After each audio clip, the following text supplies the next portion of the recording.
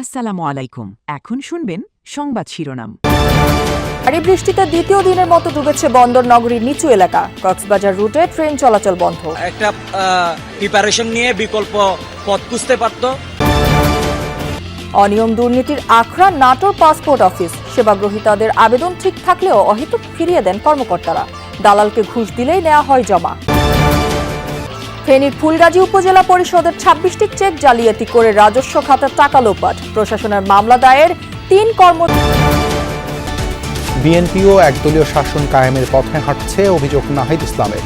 সাভারে এনসিপি সমাবেশে বিস্ফোরণের ঘটনায় গ্রেপ্তার দুজনের রিমান্ড। এতক্ষণ শুনছিলেন সংবাদ শিরোনাম, এখন শুনবেন বিস্তারিত। বঙ্গোপসাগরে সৃষ্ট লঘুচাপের প্রভাবে দেশের বিভিন্ন জেলায় আজও বৃষ্টিপাত অব্যাহত। চট্টগ্রাম অঞ্চলে ভারী বর্ষণে বিপর্যস্ত জনজীবন। স্থগিত করা হয়েছে বোর্ডের আজকের এইচএসসি পরীক্ষা। মঙ্গলবার রাতে পানি নেমে গেলেও সকাল থেকে আবারও ভারী বৃষ্টির কারণে ডুবেছে চট্টগ্রাম নগরীর নিচু এলাকা। রাস্তাঘাট তলিয়ে যাওয়ায় চলাচলে চরম ভোগান্তি পোহাচ্ছেন নগরবাসী। সকালে শিক্ষার্থী ও অফিসগামী মানুষজন পড়েন চরম দুর্ভোগে। আগ্রাবাদ, কাতালগঞ্জ, ইপিজেড, ওয়াসার মোড় সহ বিভিন্ন এলাকার বাসাবাড়ি, দোকানপাটেও পানি ঢুকেছে।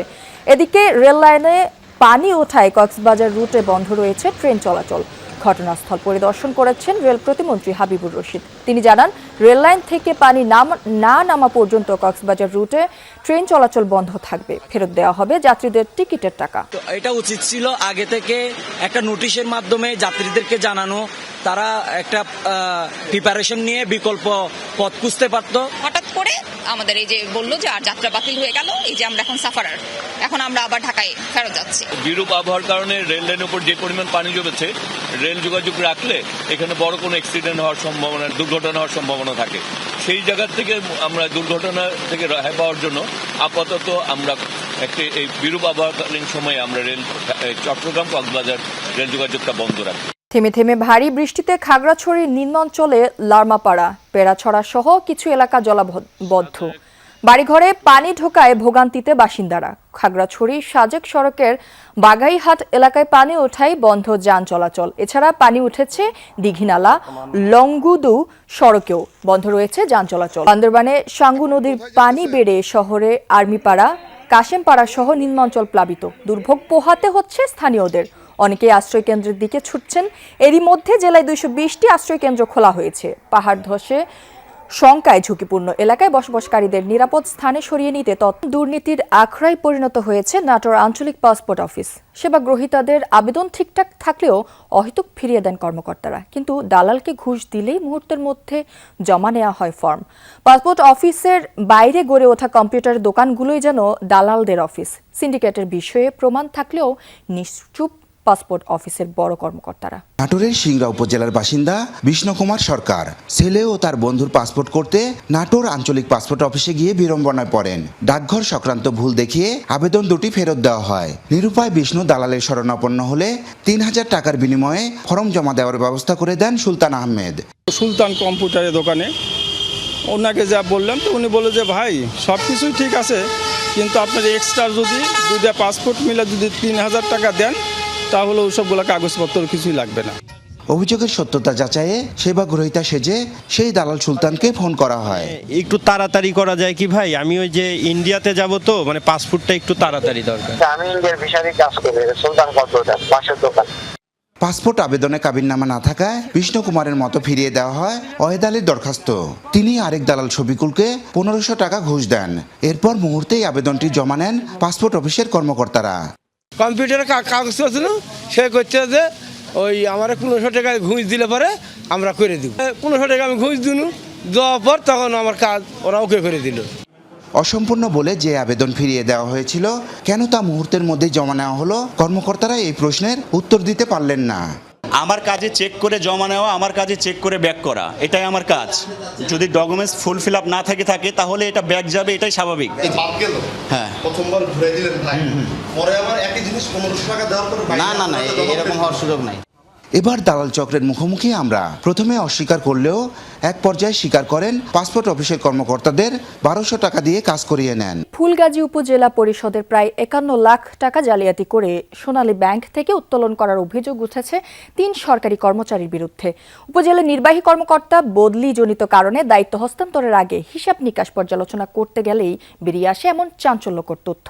ইউএনওর দাবি সরকারি উন্নয়ন প্রকল্পের জন্য ইস্যু করা 26টি চেকে টাকার অঙ্ক ও বানান পরিবর্তন করে এই কারসাজি করে অভিযুক্তরা। এই ঘটনার সুষ্ঠু সমাধান চান উপজেলাবাসী। ফেনীর ফুলগাজীর সোনালী ব্যাংক শাখা। অভিযোগ উঠেছে উপজেলা পরিষদের সরকারি তহবিলের টাকা চেক জালিয়াতির মাধ্যমে এখান থেকে উত্তোলন করেন পরিষদের 3 কর্মচারী। গত 8 মাসে 26টি চেকের মাধ্যমে প্রায় 51 লাখ টাকা উত্তোলন করা হয়। পরবর্তীতে মামলা হলে 60 মুদ্রাক্ষরিক কাম কম্পিউটার অপারেটর পার্থ সারথী পাল এবং 2 অফিস সহায়ক ফিরোজ ও নূর ইসলামকে গ্রেফতারের পর জেল হাজতে পাঠানো হয়।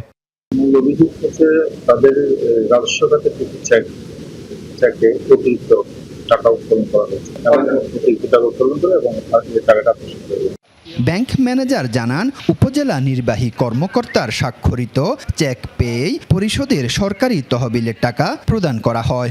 কোনো সমাধান ছিল না। চেক আপনি মনে করেন আপনি একটা চেক দিলেন, আপনার স্বাক্ষর ঠিক আছে, আপনার অঙ্কে এবং কথায় সব ঠিক আছে, তারিখ ঠিক আছে, তখন আমরা ব্যাংক যেটা প্রসিডিউর মেনে ওইভাবে ব্যাংকটা পেমেন্ট করছি। ফুলগাজী উপজেলা নির্বাহী কর্মকর্তা ফাহরিয়া ইসলামের কর্মকাল 1 বছর 2 মাস। এর মধ্যে গত 8 মাস ধরে চলছে চেক জালিয়াতি। ঘটনা জানাজানির একদিন পরে তিনি এখান থেকে বদলি হয়ে যাচ্ছেন। এখন আত্মসাৎ করা টাকার আসলে কি হবে? সরকারি রাজস্ব খাতের টাকা এভাবে বেহাত হওয়ায় ক্ষোভ প্রকাশ করে একনায়কতন্ত্র কায়েম করতে গিয়ে হেলিকপ্টারে দিল্লিতে পালাতে বাধ্য হয়েছে বিএনপিও এখন একদলীয় শাসনের পথে হাঁটছে, এমন অভিযোগ করেছেন এনসিপির আহ্বায়ক বিরোধী দলীয় চিফ হুইপ নাহিদ ইসলাম। বিকেলে টাঙ্গাইলের সখীপুরে জুলাই সনদ বাস্তবায়নের দাবিতে জুলাই পদযাত্রা অনুষ্ঠানে তিনি এসব কথা জানান। তিনি আরও বলেন, বিএনপি দেশে কোটি মানুষের কর্মসংস্থান তৈরির কথা বলেছিল, বিগত 4 মাসে বিএনপি তা করতে পারেনি। এছাড়া বাজেটেও কর্মসংস্থান সৃষ্টির কোনো রূপরেখা নেই। এ সময় নাহিদ ইসলাম জুলাই সনদ বাস্তবায়নে গড়িমসি, লোডশেডিং, জ্বালানি তেলের দাম না কমানো, আইনশৃঙ্খলার অবনতি নিয়ে বিএনপি সরকারের সমালোচনা করেন। পুলিশ ও প্রশাসনকে দলীয় আনুগত্য পরিহার করে পেশার মর্যাদা রক্ষার আহ্বান জানিয়েছেন তিনি। পদযাত্রায় এনসিপির কেন্দ্রীয় নেতারা উপস্থিত ছিলেন। আমরা জনসভায় কথা বলতে গেলে ককটেল ফুটানো হয়, বোমা মারানো হয়। এই একদলীয় শাসন যদি আবার শুরু করার কথা কেউ ভাবে, আওয়ামী লীগের পরিণতির কথা আপনারা ভাববেন। গুমের অধ্যাদেশ, মানবাধিকার অধ্যাদেশ, দুদকের অধ্যাদেশ সহ গুরুত্বপূর্ণ যে অধ্যাদেশগুলো ছিল, বর্তমান সরকার সেই অধ্যাদেশগুলোকে রহিত করেছে, বাতিল করেছে। আমাদের মনে সন্দেহ হয় আপনারা সেগুলো বাতিল করে দিয়ে আবার ক্ষমতাকে নিজেদের মধ্যে কুক্ষিগত করতে চাচ্ছেন।